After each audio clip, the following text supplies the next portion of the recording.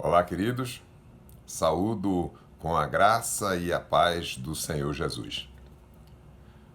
Abramos nossas Bíblias no Evangelho do Senhor Jesus segundo Marcos, capítulo 14. Estaremos lendo do versículo 51 até o versículo 72. Esse será o texto da nossa reflexão de hoje. O contexto é da prisão do Senhor Jesus no Getsemane.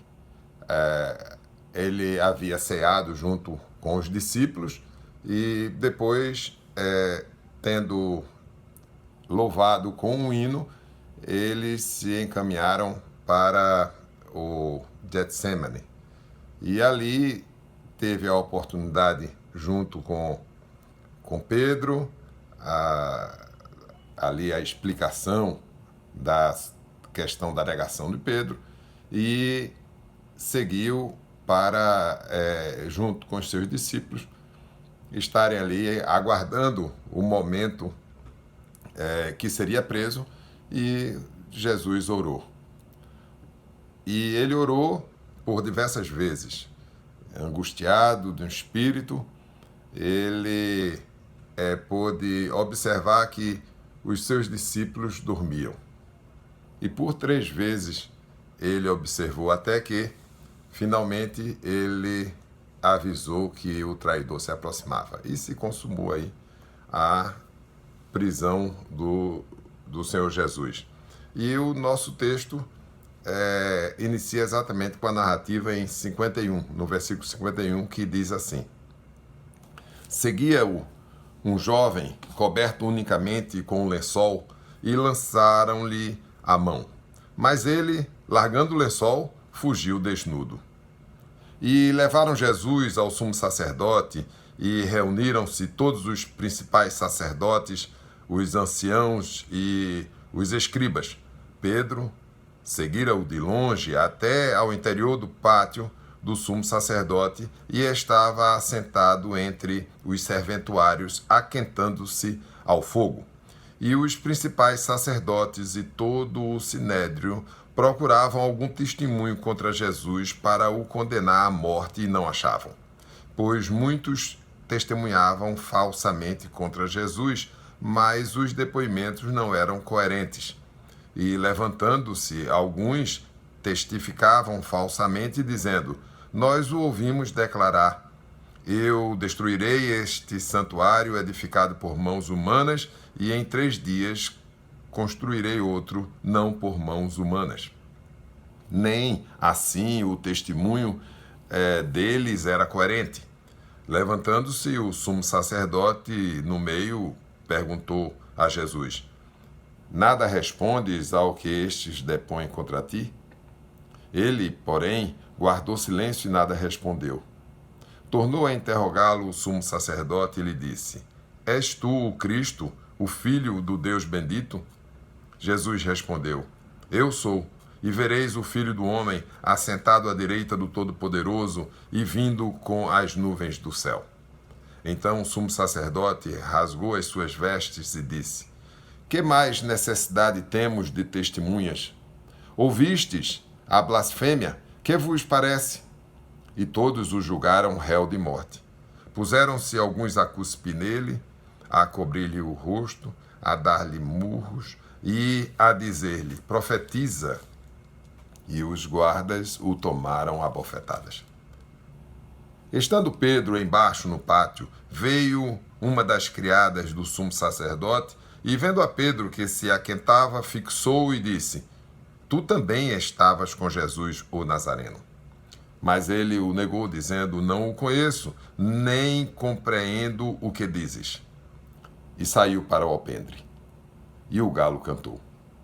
E a criada, vendo-o, tornou a dizer aos circunstantes: Este é um deles. Mas ele outra vez o negou. E pouco depois os que ali estavam disseram a Pedro: Verdadeiramente és um deles, porque também tu és galileu. Ele, porém, começou a praguejar e a jurar: Não conheço esse homem de quem falais. e logo cantou o galo pela segunda vez. Então Pedro se lembrou da palavra que Jesus lhe dissera: antes que 2 vezes cante o galo, tu me negarás 3 vezes. E caindo em si, desatou a chorar. Amém. Oremos, queridos. Senhor Pai amado, Deus Pai poderoso, santo é o Senhor. Ó Pai, nós clamamos pelo Teu Espírito, de forma que nos capacite. A mim, para que eu entregue o Teu sermão. Nada mais, nada menos, mas seja unicamente o Teu sermão. E para que toda a audiência aproveite e haja, de fato, o crescimento que Tu tens reservado para cada um deles. Em nome de Jesus nós te pedimos e desde já agradecemos. Amém. Amém. Queridos, o Evangelho do Senhor Jesus segundo Marcos, ele tem como propósito apresentar o Senhor Jesus, o Filho de Deus, a um público essencialmente gentil. E para isso ele lança mão de narrativas do testemunho de seus discípulos a respeito de fatos notáveis sobre a sua vida, morte e ressurreição. Acredita-se que foi escrito por João, cognominado Marcos, o primo de Barnabé, o filho de Maria, uma das mulheres que seguia Jesus, em cuja casa a igreja se reunia, Atos 12. João Marcos, então, escreveu o Evangelho, que junto com o Evangelho de Mateus e Lucas, compõe o que chamamos de evangelhos sinóticos. São evangelhos que narram os mesmos acontecimentos, com diferenças muito pequenas que não comprometem a mensagem única, que é apresentar o Senhor Jesus e seu ministério como o Messias dos profetas, o Filho de Deus. Acredita-se que foi escrito quando Marcos ali em Roma, como em alguns registros, assistindo Pedro no escrito da sua carta. Não se tem dúvidas a respeito da autoria. Os primeiros pais, eles têm, com muita tranquilidade, concordado com essa autoria de Marcos. O autor inspirado, ele inicia essa divisão maior, aonde se encontra o nosso texto, que é a partir do início do capítulo 14, indo até o fim do capítulo 15. E ele ali inicia já nos informando que faltavam 2 dias para a Páscoa. A extensão dessa divisão maior vai concluir com a morte e a ascensão do Senhor Jesus. Com a vinda do Senhor Jesus, muitas leis perderam a validade e outras foram substituídas. Isso porque todo o Antigo Testamento, ele sinalizava para a vinda de Jesus. Então, os cerimoniais ali e as profecias, elas tiveram cumprimento, se não muitas vezes total, mas parcial, e haverá de ter o cumprimento pleno na segunda vinda de Jesus, de forma que, quando nós olhamos para a Páscoa, nós não vamos encontrar uma justificativa bíblica para o crente comemorá-la. O crente comemora a ceia, mas a Páscoa foi algo que se concluiu na vinda de Cristo. Funcionava como uma comemoração da libertação do Senhor, do seu povo do cativeiro egípcio. E pelo sangue de Cristo, o seu povo é liberto do cativeiro de Satanás, do cativeiro do pecado. O ato da ceia é um memorial e que deve ser repetido com essa finalidade até que o Senhor Jesus retorne. É por esse motivo que nós não comemoramos a Páscoa, mas nós comemoramos regularmente a ceia. Marcos, ao longo do seu livro, ele afirma que Jesus é o Messias. Mas o capítulo 14 é um capítulo especial. A semelhança dos sinóticos, capítulo 26 em Mateus e capítulo 22 em Lucas, esse capítulo ele é fabuloso porque ele registra e pelas narrativas maravilhosas de acontecimentos dramáticos sobre a prisão, os julgamentos irregulares, tanto no aspecto do direito comum como no direito canônico, falhas ali terríveis e que levaram a uma condenação do Senhor Jesus. O Senhor Jesus haveria de ser rejeitado por todos. E o texto identifica a rejeição de Jesus Cristo com a rejeição e humilhação do Messias dos profetas, ali registrado principalmente em Isaías 53 e Zacarias 13. Eu convido os queridos ouvintes a me acompanharem na reflexão do texto lido sobre o tema A rejeição de Jesus foi total e o identifica com o Messias dos profetas. A rejeição de Jesus foi total e o identifica com o Messias dos profetas. E iniciamos afirmando que Jesus foi rejeitado por todos os seus discípulos. Isso nós vamos ver nos versículos 51 e 52, cumprindo as Escrituras. Então, Jesus foi rejeitado por todos os seus discípulos em cumprimento das Escrituras. Essa rejeição de Jesus, ela pode ser vista e com toda certeza identificada no medo e no desespero dos seus discípulos.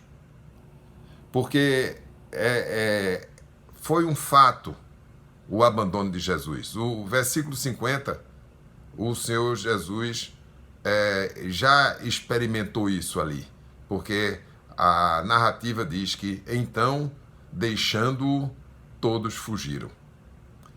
E, na sequência, o autor vai narrar algo exclusivo do Evangelho do Senhor Jesus em Marcos, que é o versículo 51, que nós iniciamos nosso texto. Essa narrativa, ela não está presente nem no Evangelho de Mateus, nem de Lucas, de forma que os comentaristas entendem que é possível que o rapaz ali narrado, ele seja exatamente o Marcos, o João Marcos, que escreve o Evangelho. O fato ali de perder as vestes, ficar desnudo e a consequente vergonha, ali não foi motivo suficiente para conter o jovem que fugia daquela cena dramática da prisão de Jesus. E podemos entender que o desespero é irracional e não respeita os valores. Mas esse acontecimento do abandono geral, isso já estava previsto.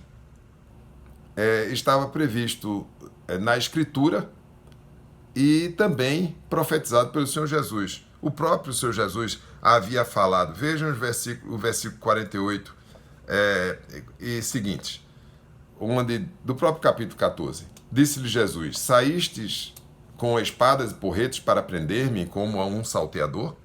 E segue o 49. todos os dias eu estava convosco no templo, ensinando, e não me prendestes. Contudo, é para que se cumpram as Escrituras. Havia uma proposta bem clara. As Escrituras seriam cumpridas. E em Marcos, então, concluímos que o Senhor Jesus é profeta. Isso, capítulo 14 ainda, versículo 27 a 31, Jesus havia dito após ali a narrativa da ceia, tendo cantado um hino, saíram para o Monte das Oliveiras. E ali, versículo 27, diz: Então disse Jesus, todos vós vos escandalizareis, porque está escrito, ferirei o pastor e as ovelhas ficarão dispersas. E ali segue Pedro, quando Pedro diz para o Senhor, ainda que todos se escandalizem, jamais me escandalizarei. A citação do Senhor Jesus diz respeito a Zacarias, capítulo 13, versículo 7, onde diz, desperta a espada contra o meu pastor e contra o homem que é o meu companheiro, diz o Senhor dos Exércitos. Fere o pastor e as ovelhas ficarão dispersas. O Senhor Jesus, de fato, é um profeta. Ele aplicou a si a profecia em Zacarias 13. Então, de fato, todos deixaram e todos o rejeitaram. E nós conferimos que todos fugiram. Isso no versículo 50. Essa rejeição de Jesus, ela também é observada na nossa época, porque em muitas situações nós rejeitamos a Jesus. Nós rejeitamos Jesus quando, em diversas situações, tribulações, nós nos desesperamos e não depositamos nele a nossa esperança. Esse procedimento era esperado nos discípulos. Não quisessem fazê-lo, mas porque, como nós, eles se desesperaram, e como nós, eles eram pecadores e tinham pouca fé.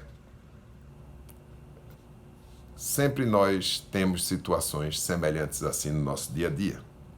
Nós ainda negamos a Jesus quando fugimos dele, quando o abandonamos, quando não queremos um maior compromisso com ele. Pedro havia quantificado o seu compromisso na sua arrogância humana. Nós, de fato, não devemos incorrer nessa arrogância, que é um engano, mas devemos afirmar o compromisso na dependência do Espírito de Deus. E graças à sua misericórdia, o Senhor não desiste de nós. E diz a Escritura no Salmo 27, versículo 10, porque se o meu pai e minha mãe me desampararem, o Senhor me acolherá. A fraqueza humana, de fato, ela evidencia a grandeza de Deus. Ele é a solução para as nossas provações. Jesus veio a ser a pedra angular, a pedra escolhida para a sustentação de todas as coisas, fazendo analogia com a tecnologia de construção daquela época, que se baseava no encaixe das pedras para dar estabilidade ao muro ou à parede. Mas existiam pedras especiais que eram colocadas no ângulo. Essa, sim, dava sustentação aos demais encaixes. É por isso que falamos da sustentação de toda a estrutura. E então o Senhor Jesus é para a sustentação de todas as coisas. Existe, sim, suficiência em Cristo para nós. Pedro vai reafirmar em Atos 4. Pedro haveria de vivenciar experiências fantásticas com o Senhor. E lá em Atos 4:12, ele reafirma com toda a convicção, e não há salvação em nenhum outro. Porque abaixo do céu não existe nenhum outro nome dado entre os homens, pelo qual importa que sejamos salvos. Assim como Jesus foi rejeitado por todos os seus discípulos, ele foi rejeitado também pelos judeus, que é a nossa próxima divisão e que eu encerro o vídeo nesse momento e na sequência, tida como vídeo 2, nós vamos fazer a reflexão sobre esse aspecto da rejeição dos judeus.